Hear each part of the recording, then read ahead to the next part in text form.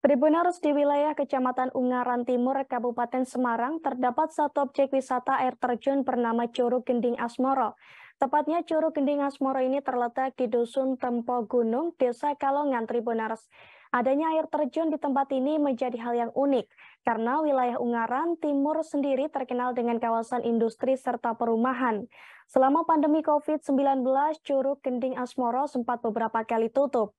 Kondisinya pun kini terbilang tak terawat dan terbengkalai, Tribuners. Dan bagaimana kondisi lengkapnya? Ada rekan Reza Gustaf dari Tribun Jateng yang akan melaporkannya untuk Anda. Silakan rekan Reza. Baik rekan Ariska, yang bisa disampaikan dari tempat wisata Curug Gending Asmoro ya, atau tempat wisata air terjun di Dusun Tompo Gunung, Desa Kalongan, Kecamatan Ungaran Timur, Kabupaten Semarang.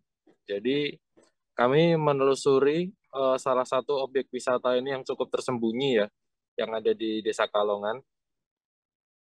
Lokasinya sendiri berada di tengah permukiman warga dan menuruni ratusan anak tangga, melewati hutan bambu, tanah perkebunan, hutan-hutan hingga akhirnya sampai ke sebuah air terjun yang dimana airnya mengalir di sungai yang sering disebut sebagai Sungai Kresek.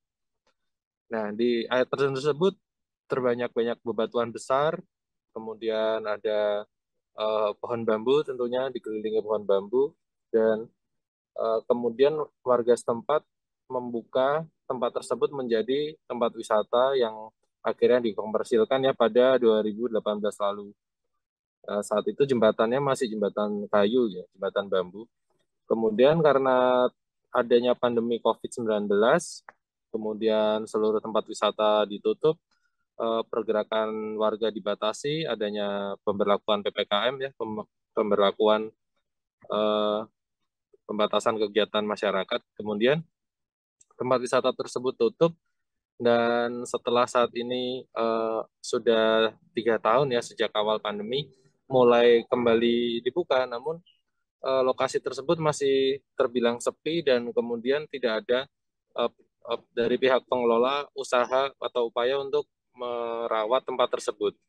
Jadi waktu beberapa hari lalu kami mengunjungi lokasi tersebut, uh, untuk anak tangga ya, waktu kami mengakses lokasi tersebut banyak ilalang-ilalang, kemudian hewan-hewan serangga uh, yang memenuhi tempat-tempat apa ya, akses jalan setapak itu. Kemudian di tangganya sendiri juga terlihat sedikit kurang terawat, seperti kotor dan sedikit rapuh.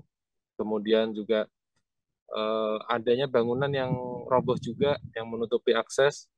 Kemudian kata warga setempat, tempat wisata itu masih ditutup untuk sementara saat ini.